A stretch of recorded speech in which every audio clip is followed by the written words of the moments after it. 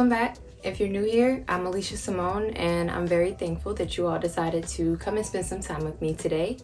So, as you can probably see in the title below, I will be speaking to you all about something that I've been wanting to talk to y'all about for a minute now, but I have not been in the proper headspace to do it in the way that I would like, or in a way that I would think would be helpful to anyone else. So that topic is my experience with postpartum depression. And before I get started, before I get into my story, I want to start off with a trigger warning. I will be talking about depression, of course, some anxiety, and suicidal ideation. So if any of those things will trigger you in any way, please exit out of the video now. It's not that I don't want you here. I just don't want to cause any harm to anyone. The only purpose of this video is to help and to make a mama feel supported. That's it. So now that I've given that warning, I'll get into my story. So in order to tell you guys about my full experience with postpartum depression, I do have to give you all a background. If you aren't new here, you do know about my history with anxiety, but I also have a history with depression. It's just that I've dealt with anxiety a little bit more. That's what I have been prescribed medication for. That's what I've mostly been seen by therapists for, is anxiety and trying to learn how to cope with that. And up to a certain point in my life, because I've been dealing with it since I was 12, maybe a little bit before, but I was diagnosed when I was 12. I had gotten to a point where I got both of those things seemingly under control, both anxiety and depression. They didn't hinder me in my day-to-day life. I had gotten to that point when I was about around college age. Like, I was pretty okay.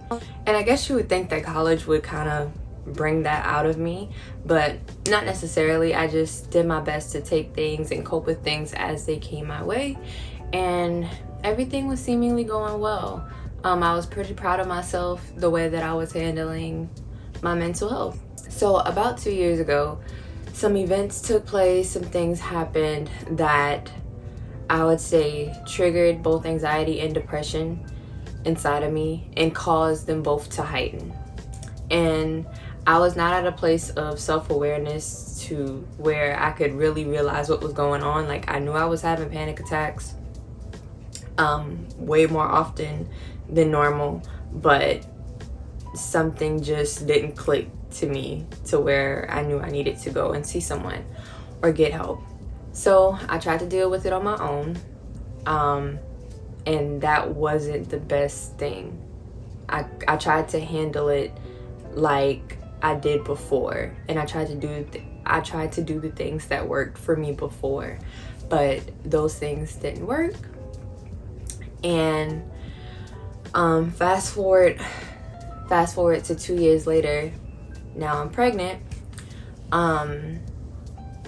Anxiety still through the roof. Depression, which I'm really not acknowledging at the time, is at a level that it's never been. I wasn't suicidal or anything during my pregnancy. It's just that I would go through these really high highs and these really low lows.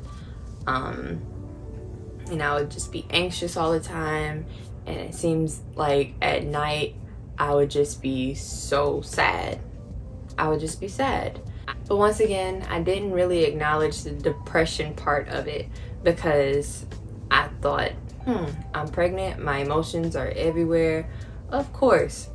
And I do understand that emotions play a huge part, or your hormones play a huge part in your emotions while you're pregnant. So it was a valid thought, that I had, that it was just my emotions. But the closer that the time got to me delivering my daughter, I realized that it was a little bit more than my emotions, but it felt like it was too late. So around 32 weeks, I've talked about this before, I went into preterm labor. That caused me a whole lot of pain. I won't go through the whole story again, but it caused me a whole lot of pain. So At the same time, I was going through some other life-changing events that weren't necessarily good. I won't get into detail, but it was a lot going on in my life. So mentally, physically, emotionally, I was a wreck. I was literally a wreck. But I was still hopeful, you know, I was still joyful that I would be meeting my daughter sometime soon. So I still had that joy, still had that hope, which is a really weird place to be in. Scared and sad and depressed and everything like that. But then you're still joyful. This is the most joy that I had ever felt in my life. So I had my daughter on May 16th of this year. And of course, that was the most beautiful, most joyous day of my life. And I was on a high. Like, it felt like I was on cloud 9. Just the fact that I had given birth to this beautiful little person, and she's mine, she's ours. It's crazy. So that high lasted about 3 days, until, you know, we came home from the hospital and everything, and I started feeling sad again, and I would cry at just about anything, just like before, like right before I had her. I was crying a lot. I was just going through it. Like, there literally was not a day that I did not cry, and I'm not exaggerating. I cried every day.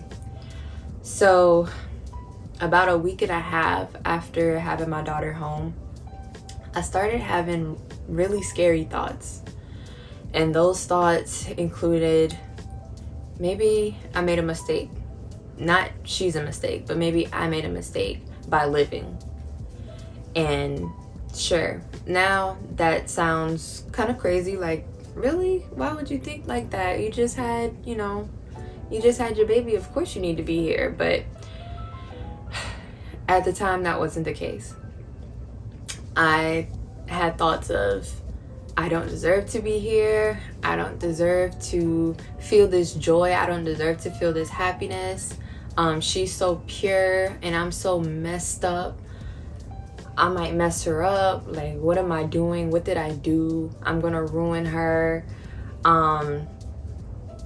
Maybe she'd be better off without me. Like, that was a huge thought that just kept running through my mind. Like, it literally felt like someone was telling me this. That's just how real it felt. Like, someone was telling me, and it was my own voice. Like, it felt like someone was telling me, you don't deserve to be here. She deserves better. You shouldn't be here. And I dealt with that for about a week. And like I said, a week and a half after she was born, it got to a point where it was really, really bad. And I was trying to hide it from, you know, my loved ones, people that would call and talk to me and things like that. My cousin would literally tell me, like, you look dead. Like, I know you just had a baby and everything, but even before you had her, like, you look dead inside. And I'm afraid. Like, you're really, really scaring me. And even my mom, like, just continually, like, asking me, like, are you sure you're okay? And I'm like, oh yeah, I'm just getting used to everything, you know, just brushing it off. Like, I'm just getting used to it. I'm just tired. I'm just blah, blah, blah, whatever I would, you know, pass it off as. But deep down, I was getting scared myself, just because of these thoughts that I was having. So one night, it got so bad until the point where I decided to say something, because I was that afraid of what I was thinking. And I never thought about harming myself, and especially not harming her, even though that does happen. But I never thought about harming her or harming myself. It just was, I didn't care if I lived. So I would go to bed at night hoping that I did not wake up. Not just not caring if I lived, but like, I would have some type of hope that I just would not wake up. And even just saying that now makes me cringe, because I'm thinking, what? I wanted to leave her. I didn't want, but at the time, that's not where my mind was. It's not that I wanted to leave her. I thought that she would be better off without me. But of course, now I know that's the furthest thing from the truth. So that night, I decided to say something, and I told her father. And of course, he did the right thing, and he took me to the hospital. And the whole ride there, I cried and I begged him to turn around, because I just felt this overwhelming feeling of guilt and shame. Like, really? I just had my baby a week and a half ago and I have to leave her? I have to leave her because, you know, we had to take her to the hospital with us. She was in the back seat and I'm just crying, just looking at her, even though she was sleeping so peacefully. Like, I'm hysterical almost, because I just feel so terrible about myself. And so I still get out. I still go inside the hospital and they check me out and they come and ask me some questions, run some tests. And so the doctor and psychiatrist come in and let me know that I have postpartum depression. And that diagnosis made the guilt even greater, because even though I knew what it was deep down, just hearing someone say it, and now I have to like live with the reality of that, was very, very hard. So I felt ashamed, because it felt like you should be able to control this. You should be able to control your emotions, your feelings, your thoughts, but I couldn't. I was just so sad. And that was the best way that I could describe it. I was just so sad and sorrowful. Like, I just was so filled with sorrow, but at the same time, once again, I had so much joy. So it was a very, very weird feeling. Very weird feeling. So after my diagnosis, I was prescribed with antidepressants. I had never been on antidepressants before. And I didn't think that it would just be a quick fix, but I did think that I would, you know, feel somewhat better, because the doctor is telling me, you know, you'll feel better. This will help. And so I started taking them, and that was not the case. I did not feel better. If anything, the only thing that happened was I couldn't eat. So I was already having a hard time eating. And I was breastfeeding. So that made my body feel ultra super duper weak, because I was feeding my baby, but all I could really take in was Gatorade and a lot of Ensure. Just trying to keep my, I don't know, just trying to keep my energy, because I knew I needed to take in something, but like it wasn't enough. So I was just feeling super weak. So eventually we figured something out with the medication. We changed the way that I took the medication. So instead of taking the dosage that I was taking, the dosage was changed, and the times that I would take it changed. And after doing that, I started to see some changes. But for the most part, I was still really, really sad. I would be in bed mostly just about all day. Be in bed all day and I would just cry. If I wasn't sleeping and I was awake, I would be crying. There were times where, you know, I would just lay there and stare at the ceiling, but it would always turn into me crying. And my mom, my aunt, a lot of times they would have to force me to get out of the bed. And the only time that anyone wouldn't have to force me to get out of the bed is when I needed to do something for her. So, you know, at the time she's 2-3 weeks old. So, you know, I would get up to do everything she needed. I would get up to feed her, to change her, to wash her, change her clothing, things like that. But if she got outside, it was because of my mom. If she saw any sunlight. And shame is trying to like grapple me now from not saying that, and trying to tell me to not say that, but I need to say that. I need to just express how bad it was, because there's a mom that may be watching this that feels that shame right now, but I need you not to feel that. Don't feel ashamed, don't feel guilt. This is what you're experiencing right now. And all that you can do is accept the reality and do your very best to move forward. Okay, I'm back. The baby woke up. I had to I had to grab her real quick, so she's down here with me. What I was saying was, please do not succumb to the shame and to the guilt, because you will get through this. I promise. And that is what I had to learn. I had to promise myself every single day that I would make it to the next day. Like, I literally had to tell myself this. You're gonna make it till tomorrow. Make it till tomorrow. Make it until tomorrow. And I just continually told myself that and made that promise to myself every day, because it just seemed that hard. Like, it really just seemed that hard. I felt like I wasn't gonna make it until the next week. So I was like, okay, focus on tomorrow. Just focus on tomorrow. Just focus on making it till tomorrow. Focus on doing your best today, and then you focus on doing better tomorrow.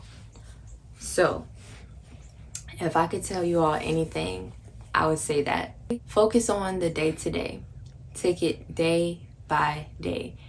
Give yourself grace, but at the same time, there has to be a level of push.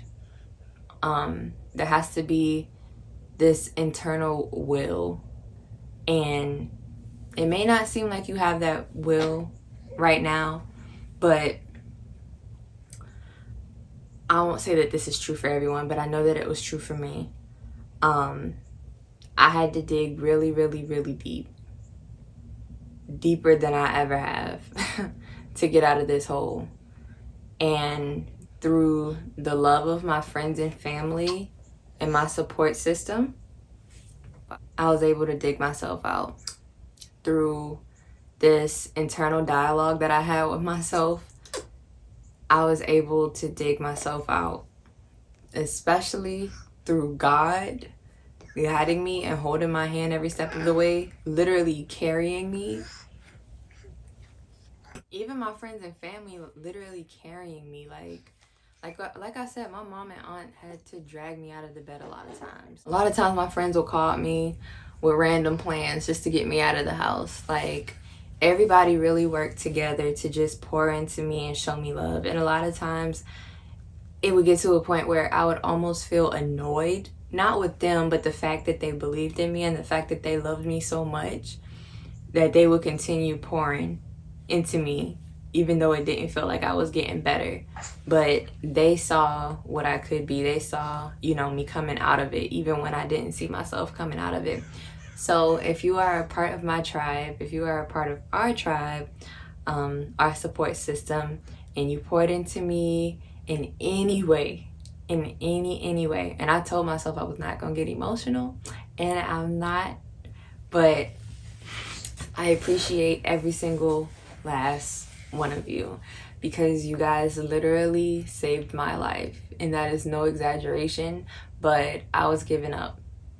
I was truly and genuinely giving up, and it was scary. It was a scary place to be in.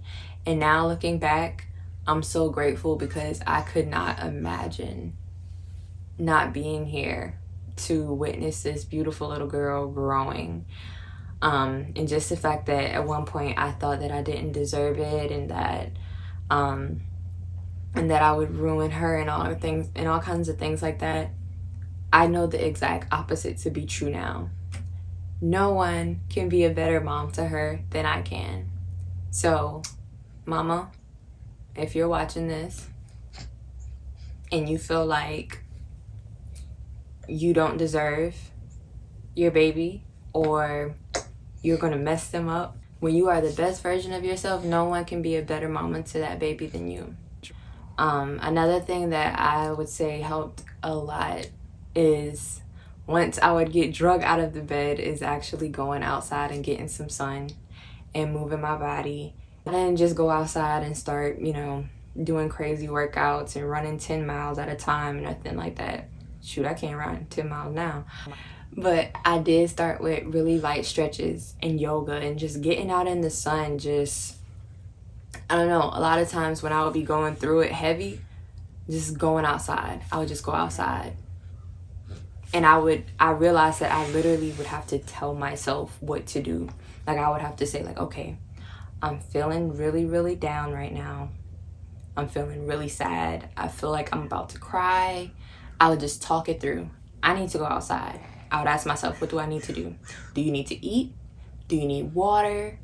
Do you need to go outside? Do you need to call someone? Like, what is it that you need to do? And I had to talk myself through it. So that's exactly what I did. And getting outside, like I said, it really, really helped me to just recenter and like just feel myself, just feeling the sun on my skin. Just, it made me feel present. Like, wow, I have this body. Like, this is my body. My body just did an amazing thing. I may be in some pain, but just the fact that I'm able to feel is a blessing. So it just made me grateful all over again. So just moving around and getting moving. So my therapist, she also gave me a book that was entitled Good Moms Have Scary Thoughts Too. And it was basically a book, just a relatable book about the struggles that new moms go through. It wasn't just about scary thoughts like suicidal thoughts and things like that. It was very relatable things that new moms go through, whether you're going through postpartum depression or not. Like, just the hills and bumps that all new moms go through. And reading that book just made me realize even more, I'm not crazy. All of this is normal. I'm on this journey, and that's what it is. That's what I have to accept it as. It's the journey that I'm on right now. And soon enough, I'll be on another journey, because that's all that life is. Life is this one big journey with many journeys packed inside. And so once this journey is over, I'll begin a new journey. And that's what I had to remember. Like, it's just a journey. It's just a journey. It doesn't mean invalidate it. It doesn't mean make it small. It just means that this will not last forever. This won't last forever. You can get through this. Overall, as I look back, almost 7 months now, because I have an almost 7-month-old. What the heck? So looking back to more than 7 months ago, even before I had her, and just the space that I was in, I'm just filled with so much gratefulness. I'm just so grateful. I'm just so thankful to be here. And in the space that I am in, I am not 100% where I would like to be, but that's another thing. I don't wait now until I'm 100%, because we will rarely be at 100%. So give your 70, give your 85, give your 93, whatever it is that you have, give all of it. Each day, give all of it, because you deserve that. Your baby deserves that. Your family deserves that. You are needed. You are wanted. You are loved. The world would not be a better place without you here. So if any of those thoughts are going through your mind, even if you have to say it out loud right now, that is a lie. That is a lie. Say it out loud, write it, whatever it is that you have to do. Another thing I had to do was write affirmations and write in my journal, and both of those things helped me tremendously, because writing in my journal helped me to realize all the thoughts that I was thinking, just how untrue they were. So I would write out all my feelings and everything, and then I would go back over it and compare them to actual fact. Like, okay, I feel like a bad mom. Did my actions today prove that I was a bad mom? Do my actions before today prove that I was a bad mom? Then I'm not a bad mom. Or if I wrote out, I don't feel like people love me, I don't feel loved.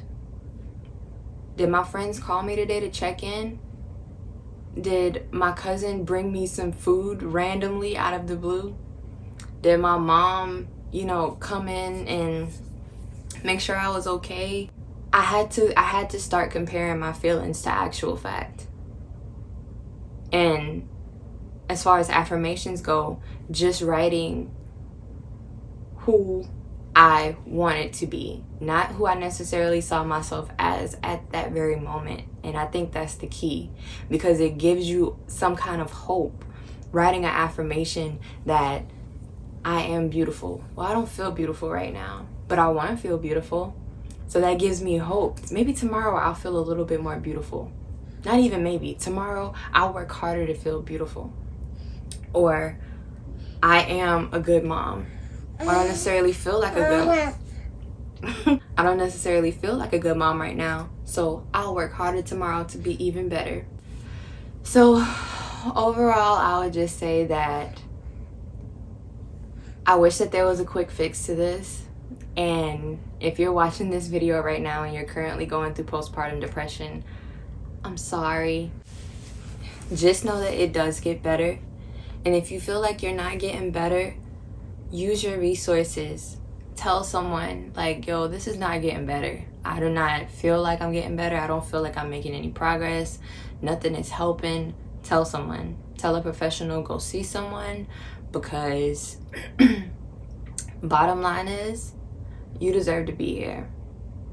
And you can't accept any other truth that is coming to your mind right now. You deserve to be here. You deserve to be happy. You deserve to love on your baby and be the best mom that you can be. You deserve that chance. So give yourself that chance just by taking it day by day and knowing that it will and it can get better.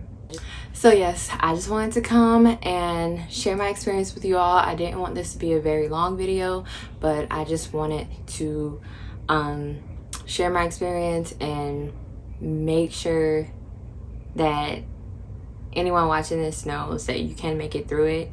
You really can. I know it may not feel like it right now, and even if you aren't pregnant yet or you haven't had your baby yet, don't be afraid. If you do have a history of anxiety or depression or anything dealing with your mental health, any mental illness that you're dealing with, speak to your doctor, speak to a psychiatrist about your concerns, and they'll most likely help you come up with a plan in order to either avoid postpartum depression or a plan to get through it. And I also want to make a distinction between baby blues and postpartum depression. Baby blues, very normal as well. It normally occurs around a week to 2 weeks after you have your baby. But postpartum depression is like to a different degree of sadness and sorrow and the length that it takes place. So I'll insert an article below about the distinction between postpartum depression and baby blues and some resources for all you mommies out there so that you can get the help that you need and deserve. So once again, I really appreciate you all for spending time with me today, and reach out to me on Instagram, Alicia Simone. I'll put it in the description as well. And yeah, I'll see you guys in the next video. But until then, smile, because you deserve to. Bye.